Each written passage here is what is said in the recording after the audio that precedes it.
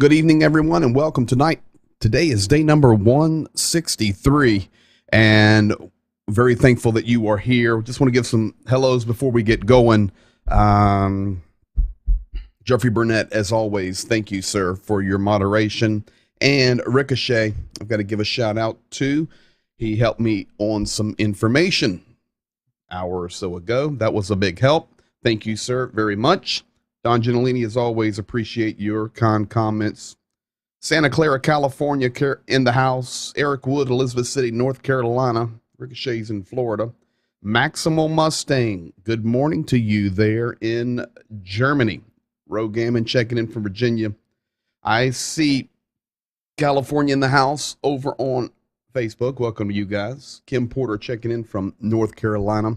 Hey, it's going to be a good night. And I've got it memorized. When you have a name like that, R dot, it may be R period, but I'm going to call it R dot. R dot, unless he messages me and says it's R period. R dot from Arizona. So we're good to go. And welcome to you all. Desade or Desadi? Sorry, Desade. Doing my best on that one. Oklahoma in the house. Welcome to you. Tina Enan checking in from California. Welcome.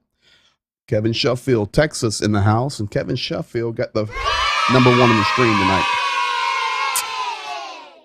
Jumbo Max 13, good morning from Scotland. I've been watching your channel for a few months now and really appreciate how factual you keep your news. R. Dot, great. Jumbo Max, welcome. This is life. Call me what you want. Yeah, but I like calling them right. Actually, I got a compliment on that, and we're gonna go. We got so much to get into. I don't want to waste everyone's time. I want to be expeditious, but Zhenya's out tonight. He's asleep. I actually got some comments in from some guys that watch the stream, not live, but later, and they were appreciative that I am able to pronounce most of the names properly correct, and they appreciated it. So we try to do our best on everything. So we'll go with Desade. Hopefully that's right. All right, folks, let's get to it. Full news night tonight, and we're going to start. I don't want to start with that one. I want to start with this one. Let's start here first. You see where we're going. Of course, you saw it in the title. Tonight, we're talking about Russia, Ukraine, of course, Turkey, Iran, Israel, Gaza, Zaporozhye nuclear power plant. Four major events today, and they are major. We will go through each of them. We'll start here. General Staff came out in their 6 o'clock report and said, listen, tough day in the small towns, not because our guys are not battling, but unfortunately, the amount of shelling that is coming, there's really very little we can do, because we do not have a full ground invasion yet where they're actually trying to take these cities, more of like an urban block by block acquisition.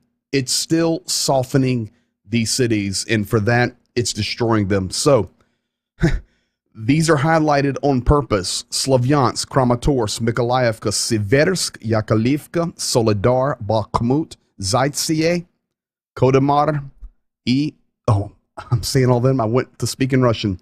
Seromhria.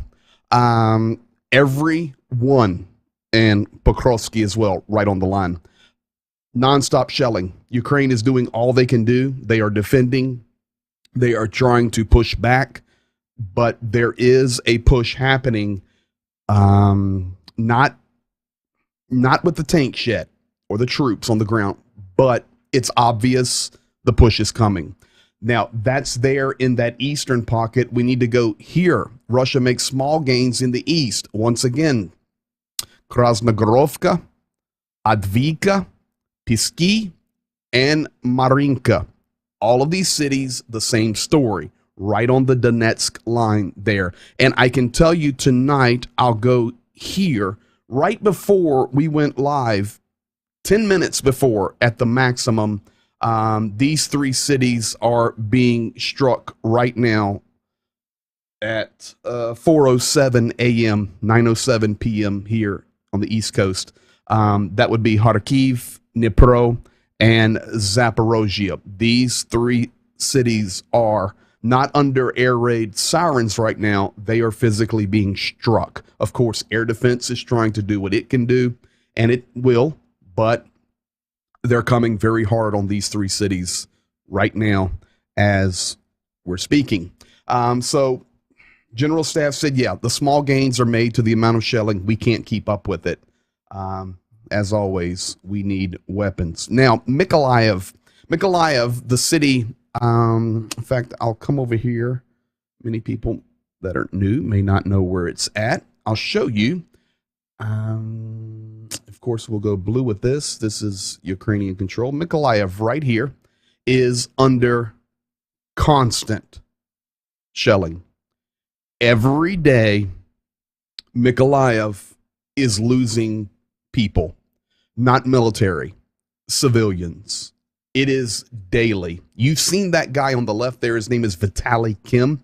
He is the regional administrator for the military there, kind of like a governor type position.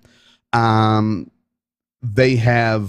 came out today with a video. I didn't translate it because he's just very clear. I'm sorry to the citizens of Mykolaiv, but you've got to work with us. We're having to adjust the curfews to try to keep people safe due to the increase in shelling. As you can see right behind him, that is a bus. And there's another picture of this whole street here, but I wanted to show this bus on purpose. This was some destruction that took place over the last 23 hours. Buses were struck and people were killed. We had 8 people that lost their lives. They're hitting transport. They're hitting buses. They're hitting schools. They're hitting clinics. They're hitting residential buildings. This is what we are seeing nonstop. Now, the world begins to look at this and says, okay, you're hitting buses. And of course, they've been hitting buses and train stations and cars and homes since day one. But it's day 163 and buses continue to be hit. So Moscow has to do a little bit. And for them, it's not damage control, but they have to give some revelations. So today I did a little research, and I'm going to show you this clip. It's translated. Solovyov, he's back. He was on his program, his radio program, and they do TV on that also. That would kind of be like, and believe me, there's no comparison, but you see radio guys like a Rush Limbaugh before he passed away. He would be on the radio and the television at the same time. Lots of sports anchors do that now. This is what Solovyov does as well. During the day, he's on the radio and TV, and at night, Vecher is the name of the program, which means evening. He works nonstop on this. Revelations from Moscow. Here's what I want you guys to know. I contacted Ricochet, and I said, man, how much does one projectile for a HIMARS weigh? And he came back a few minutes later and says, listen, typically between 600 and 700 pounds. Cranes have to load them. And he explained that they're heavy. So that's firsthand knowledge of accuracy. What does Moscow say about it?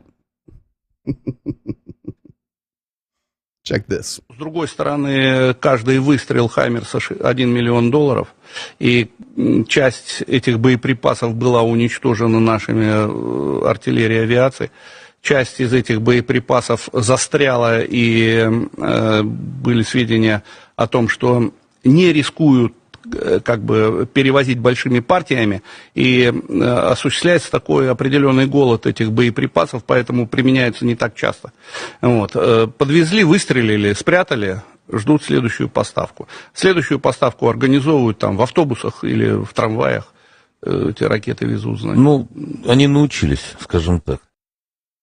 They've learned to do it. They transport these missiles, rockets, whatever you want to call them, the ammunition for the HIMARS. They transport them on city buses, and trams. And the grannies are picking them up because they only weigh 700 pounds. Ukrainian grannies, very strong. So they're picking them up, they're putting them on the buses, so they become targets. Unbelievable. I see a question in the chat. Do we know if the evacuation is getting people out of harm's way quickly? So here's the deal about the evacuation, which is mandatory in the Donetsk region.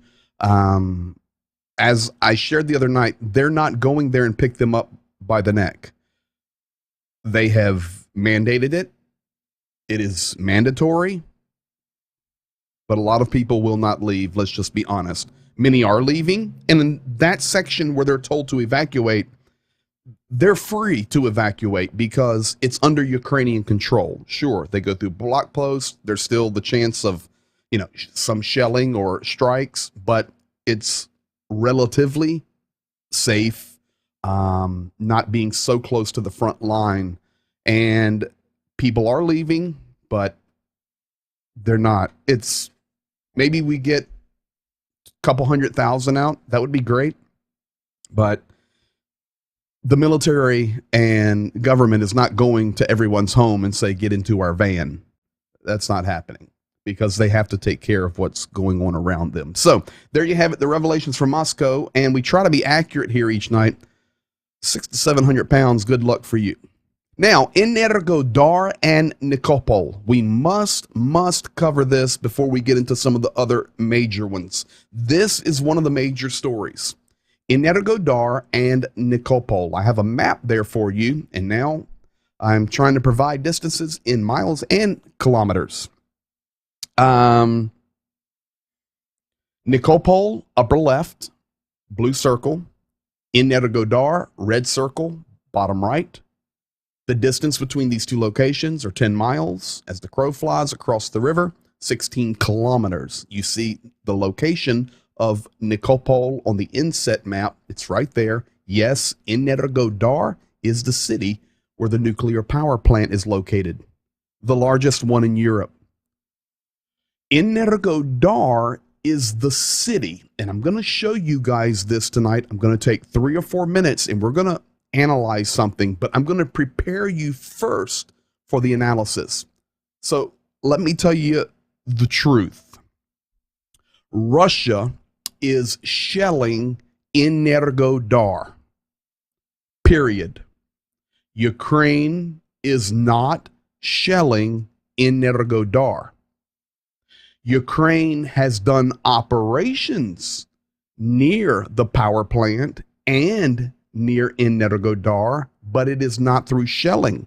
It has been through other means, close activity, ground activity, behind the lines activity.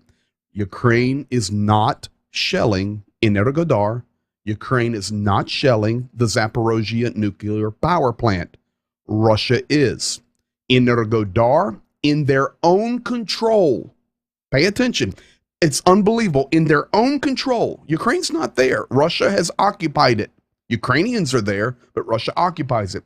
They're striking Energodar.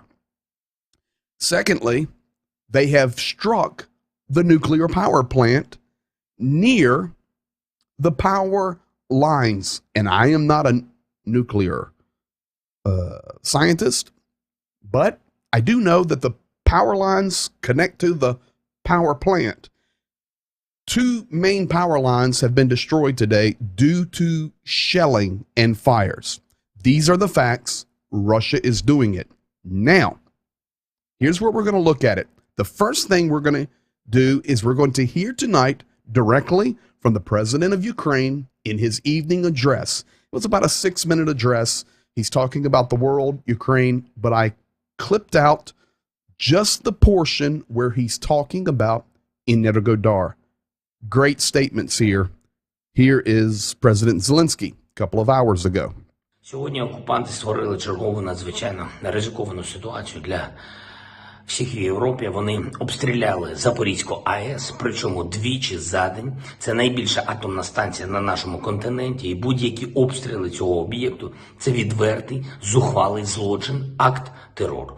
Росія повинна нести відповідальність вже за сам факт створення загрози АЕС. І це не тільки ще один аргумент на користь визнання Росії державою-спонсором тероризму. Це аргумент і на користь того, щоб застосувати жорсткі санкції проти всієї російської атомної галузі, від Росатому до усіх пов'язаних компаній і осіб. Це суто питання безпеки. Той, хто створює ядерні загрози для інших народів, сам точно не здатний безпечно використовувати атомні технології.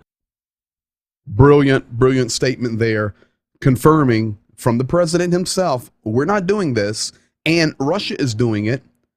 And if you strike nuclear power plants, then you should not be a nuclear power because you don't understand the safety and the privilege to have this technology, he said. Ricochet says, and I know Ricochet watches this stuff, man, big time. Trust you, sir, as a source here. Energoatom Nuclear Power Company said a high-voltage power line at its Zaporozhye nuclear power plant had been hit by Russian shelling. Yes, that is a fact.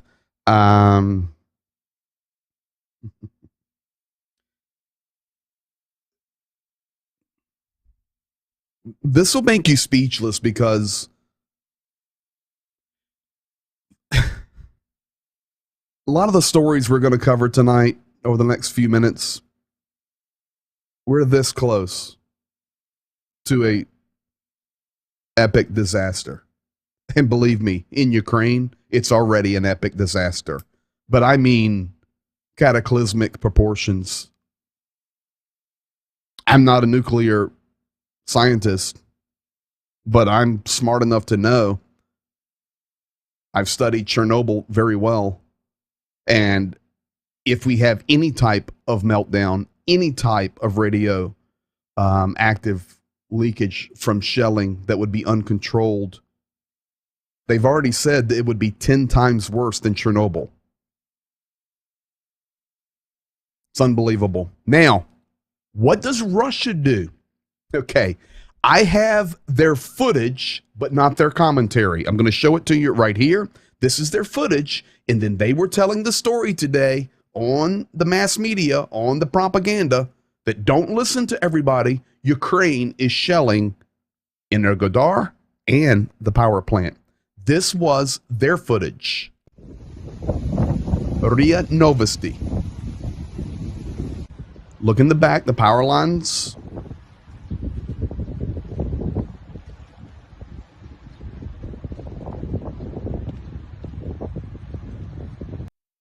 Now, I'm going to play that one more time because here's what people will say, and I have to deal with this.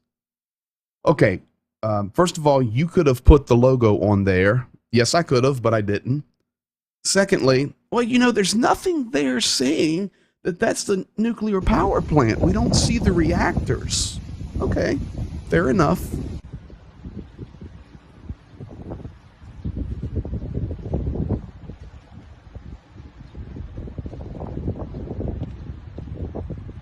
All right, we've all got that. Now, I want you to go, and right now, I would ask each of you to make a mental image of that building in your mind. Do you see it? Brown, light brown.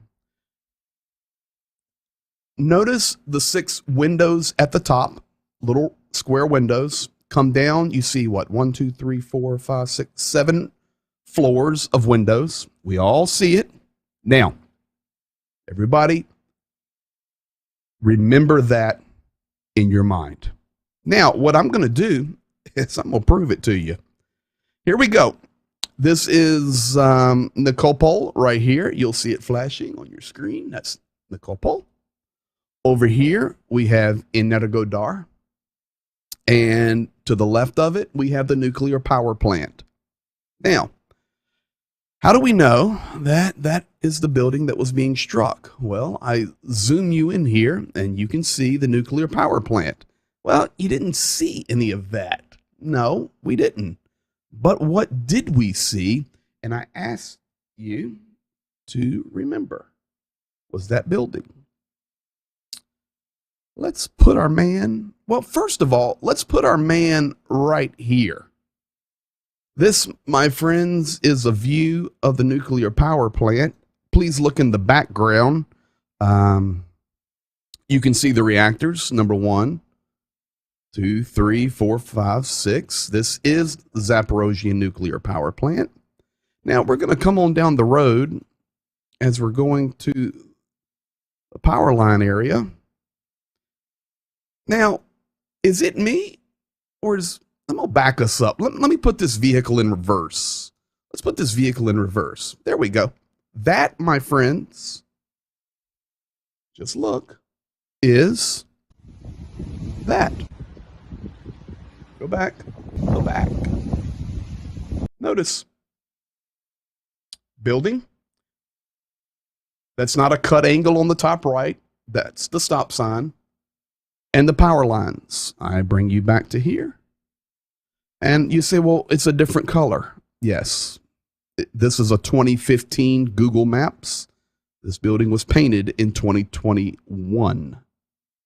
But there's the power lines. So the point being, has this area been shelled? Yes. It doesn't matter that Russia is saying that Ukraine did it, and Ukraine is saying that Russia did it. Here's what I can tell you. Russia did it. Ukraine has not struck that nuclear power plant, and it's a potential problem. Something else very interesting, since you're here tonight, I'll just see from here, you can see this nuclear power plant. It's massive. The cooling, all of these, and I don't know, all of this infrastructure, and I've never been to Energodar, but this is the town that supports it, Energodar. It's a beautiful, beautiful place. I would put us right under the underpass, wouldn't I? Look, the beautiful buildings. This is what Energodar looks like. So we'll see. And I'll tell you this, the other interesting thing, I was doing some research. Guys in Ukraine were helping me, making sure everything's accurate. This little town here below Energodar, we're working on this because in all my years of working in Ukraine and Russia, I have never seen this. Never. Look at this. This is the town of Boryaska. What on earth are all those white things? Look. I'm sorry, we'll get back on topic in a second, but so I sent it to one of my buddies, and he said, Greg, I think it's greenhouses. I said, okay. And I started to look. There's no street. This is as close as I can get somebody's photo, some granny. But there it is. You can kind of see in the background greenhouses, but it was just interesting. So there you have it. Now you've got the overview. You understand. We try to tell the truth. That is Energodar. That is the power lines that were on fire, the smoke going. It was hit twice. That does not include how much Energodar was hit. So it is one of the 4 major stories tonight. Now, moving on. Today, Russia, Iran, and Kazakhstan. Do not sleep on Iran and Kazakhstan with Russia. Kazakhstan, very interesting nation because they have relationships and agreements with the United States and with Russia. So they're in a little bit of a pinch. But Kazakhstan, of course, used to be a nation of the former Soviet Union, and that is where the launching dome is for all of their space activity. How long do they have access to that, they being Russia? Until 2050, it's been leased. They pay them, I think, $150 million a year to lease it. But we must understand the relationship between Russia and Iran.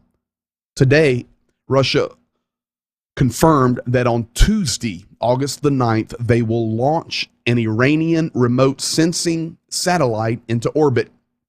The two countries have confirmed, and this happens only 2 weeks after President Putin was in Tehran raising the hands with Ibrahim Raisi.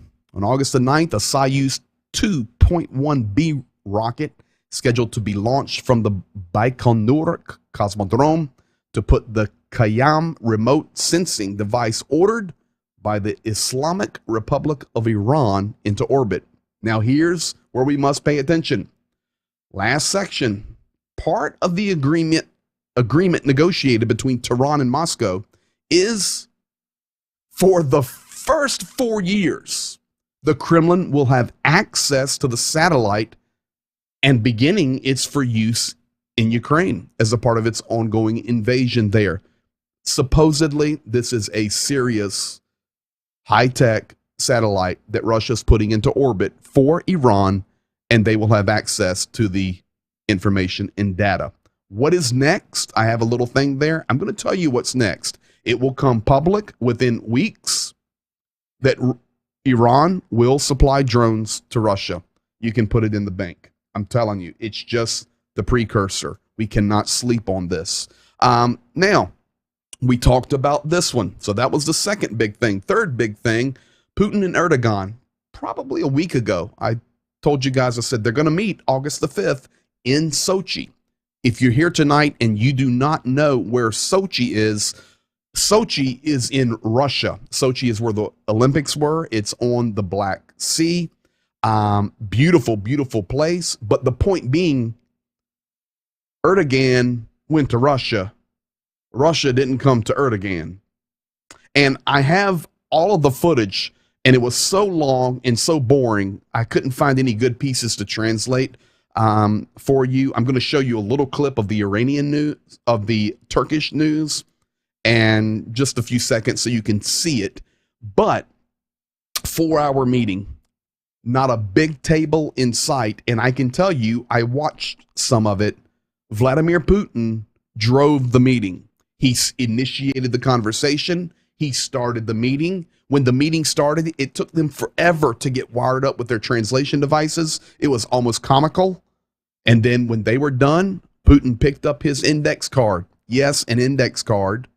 And Erdogan had a little notebook. And he says, okay, let's get started. We're going to talk about these things. And bam, it was on. Now, after the 4-hour marathon, there was no joint statement. And the only way that information was going to be disseminated was through national release from Russia and from Turkey. They were not having a press conference. There was no time for questions and answers. The press secretary of either guy, Peskov or anybody else, was not going to step up to the mic and say, this is what the president's talked about.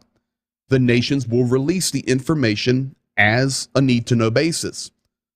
Already today, we do have some talking points that they agreed on. I have them here for you tonight.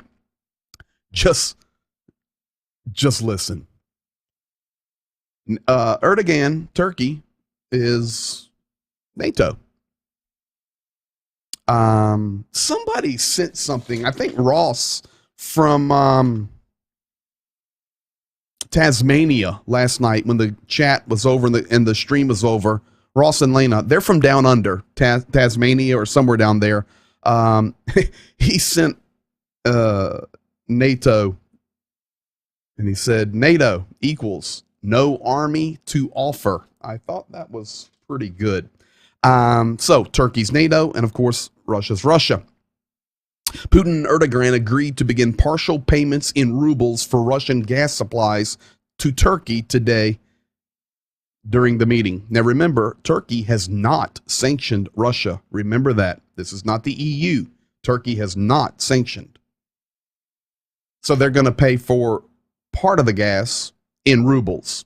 This was announced by the Deputy Prime Minister of the Government Russian Federation, Alexander Novak. Putin and Erdogan, number 2, agreed despite current regional and global challenges, aka the war in Ukraine, to develop bilateral relations.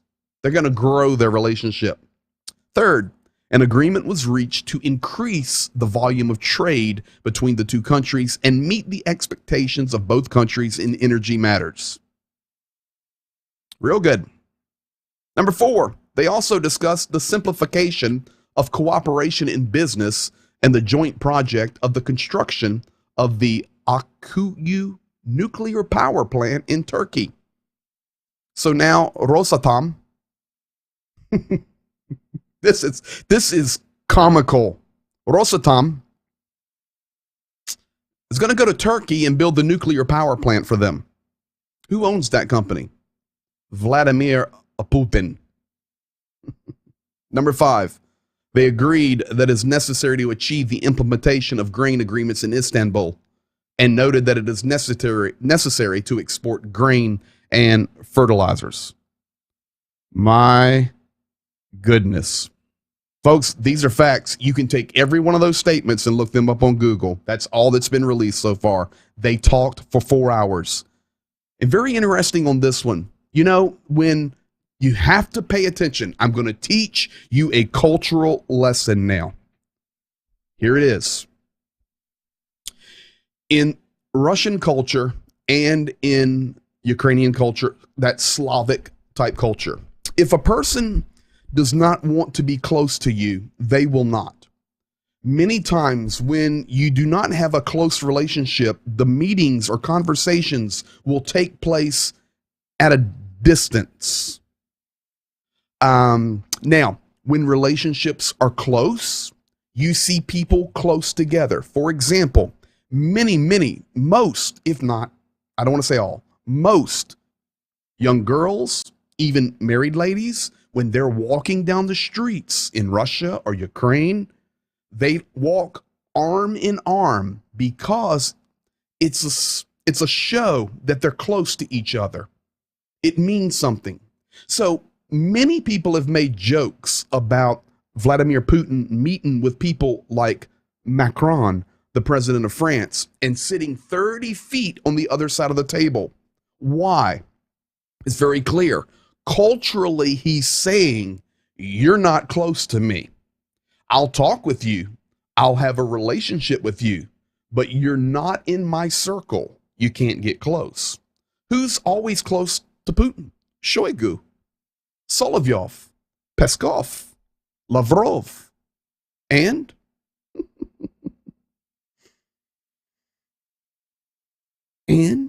Harekatının başlaması konusunda size çok teşekkür ediyorum. Avrupa'daki gaz tüketicilerinin de This is in the size Turkish minnettar language. olması Sorry. lazım dedi. Do not know that Türkiye'nin one. bu konuda enerji köprüsü olmasının da altını çizdi. Açıklamalar önemli, değerlendirmeleri de gerçek. So there you have it. No big table, sitting close to each other, talking very personally, 4 hours, basically no coverage. Let me just reiterate. That means culturally, they're buddies. You can put it in the bank. Now, moving on.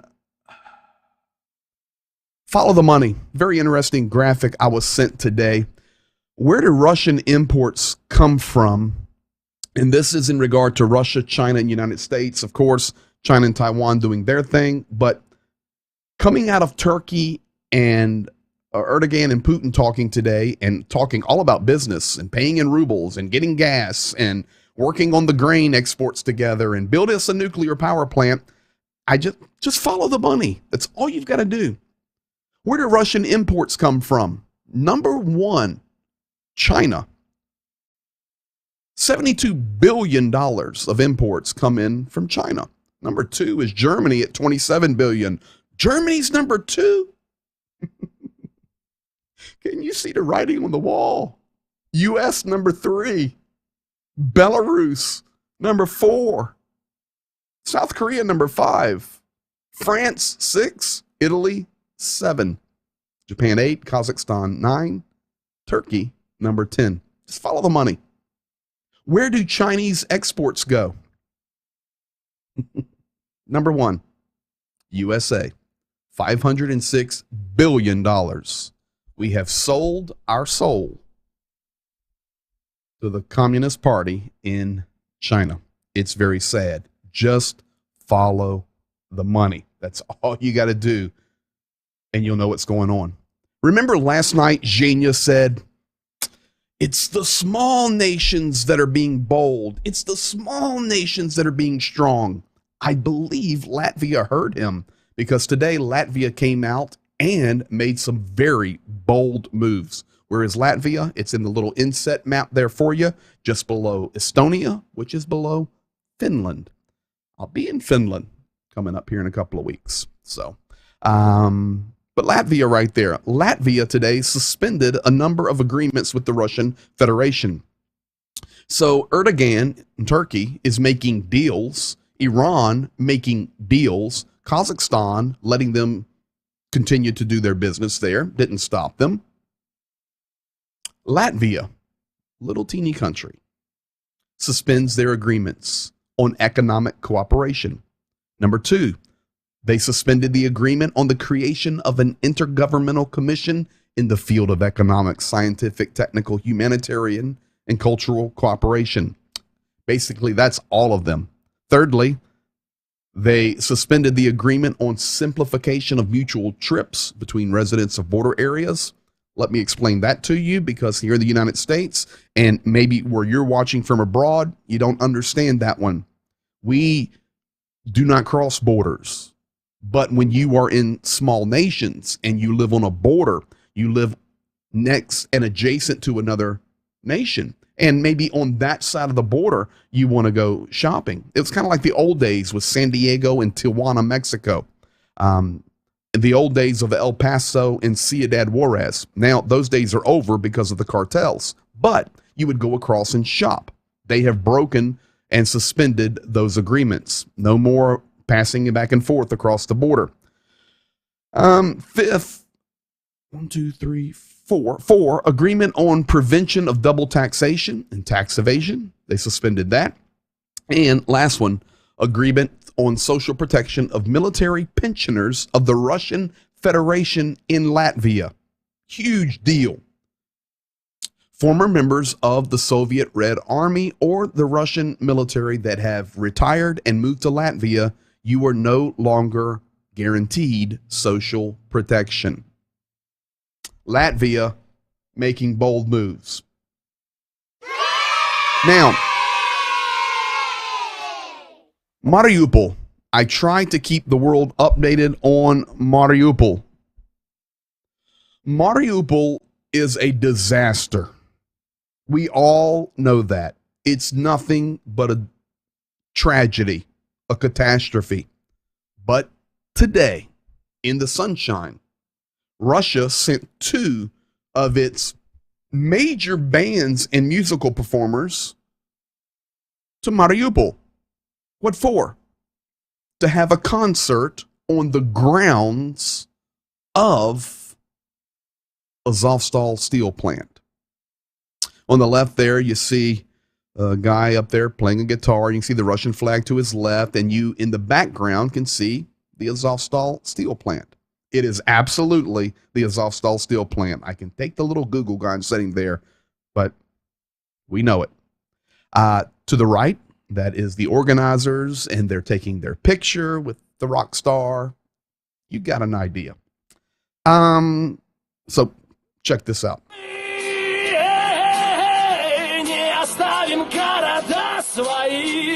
I'll translate this for you.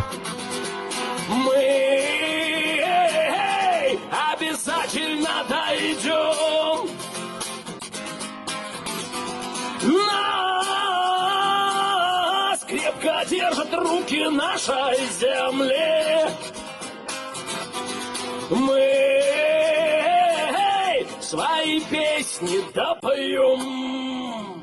Now, I'll pause it there. He's singing about this is the work of our hands and this is our land. That's what that song is saying. Now, continue on.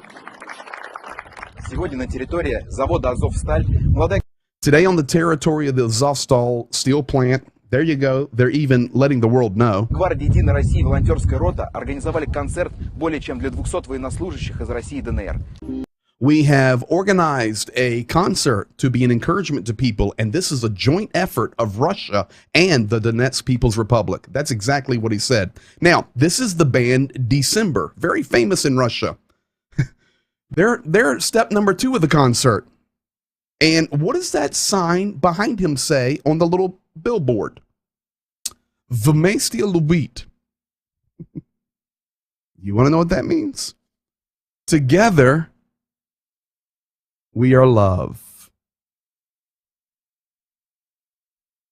Together, we are love. You can't make this stuff up. So here you go.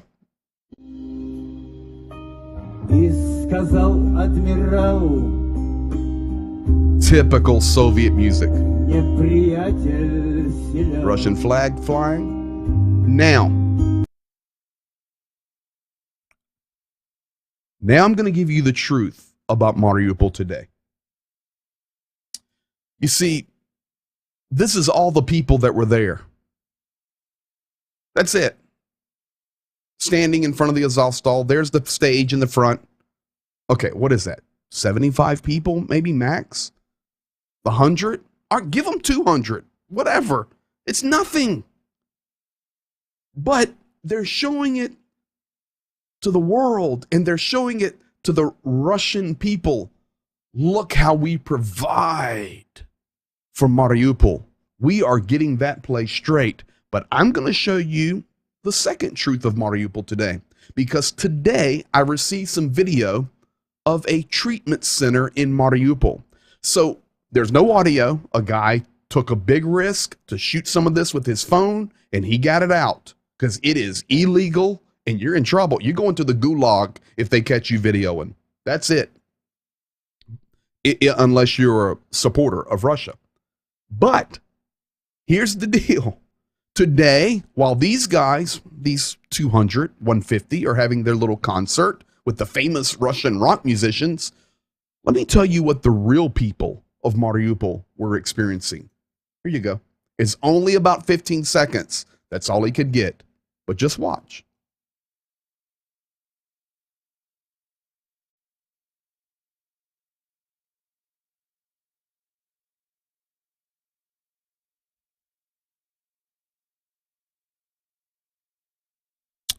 That's all we got. But that is 100 million% from Mariupol today. Period. Trusted source, sent to trusted sources, 100%. So they're singing and rejoicing. And come on, you saw it. I'm not going to play it again. The skinny legs, the malnutrition, people are sick. But everything's glorious in Mariupol. Final thing, and the final big one tonight is Israel and Gaza. And you say, okay, well, you stream about Ukraine. Yes, I do.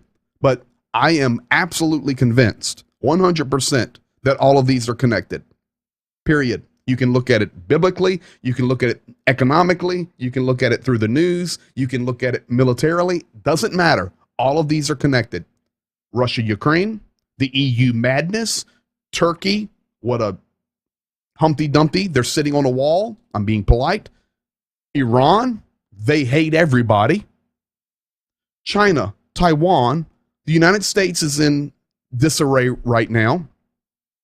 We just have global madness. And now Israel and Gaza. I could go on down to Africa and we can talk all about the wars that are happening there. We can go over to the Middle East, not even going there. But Israel and Gaza.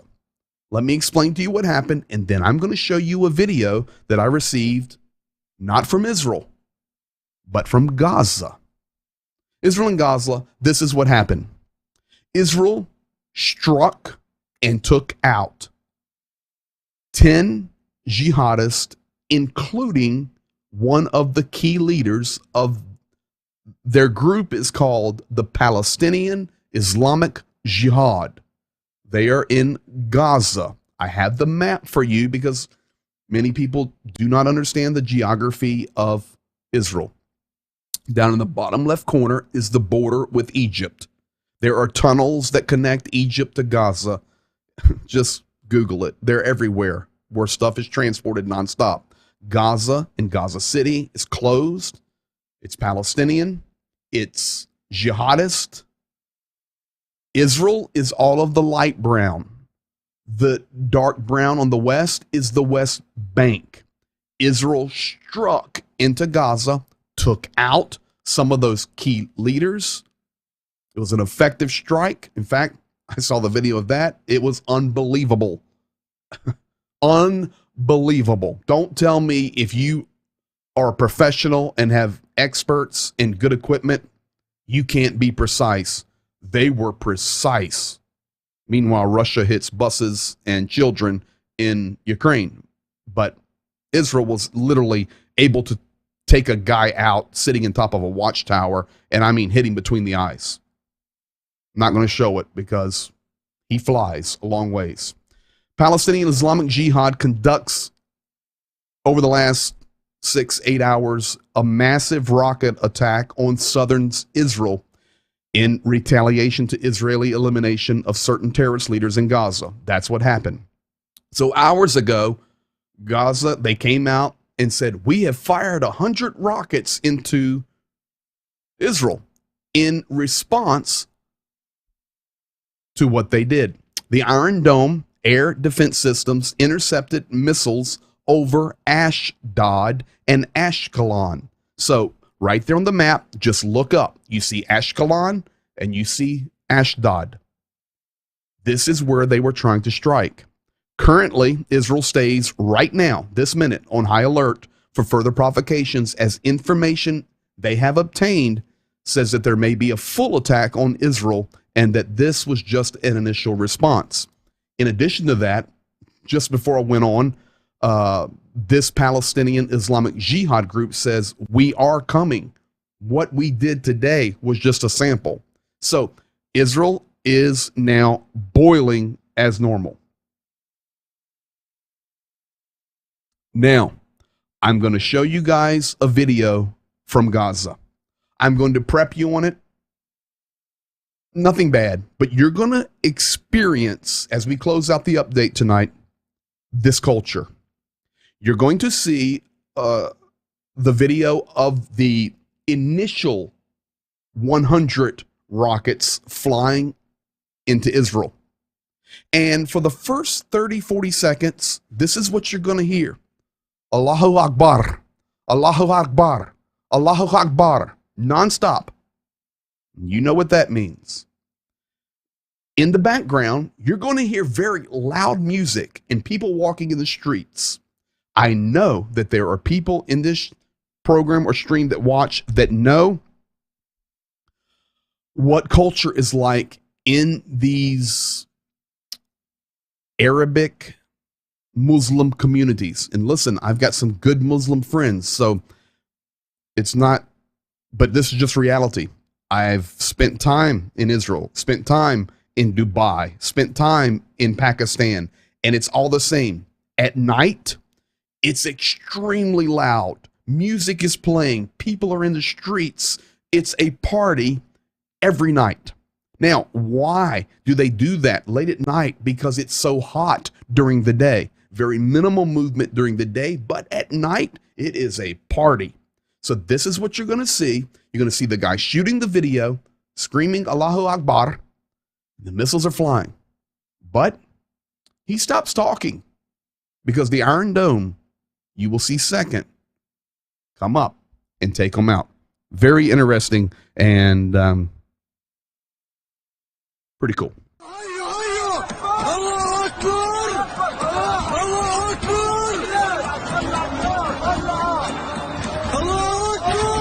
Those are the rockets going to Israel. This is Gaza.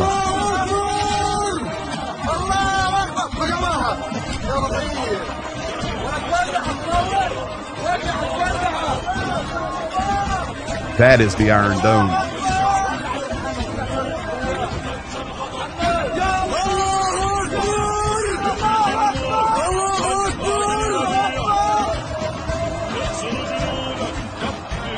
Now silence. Ooh.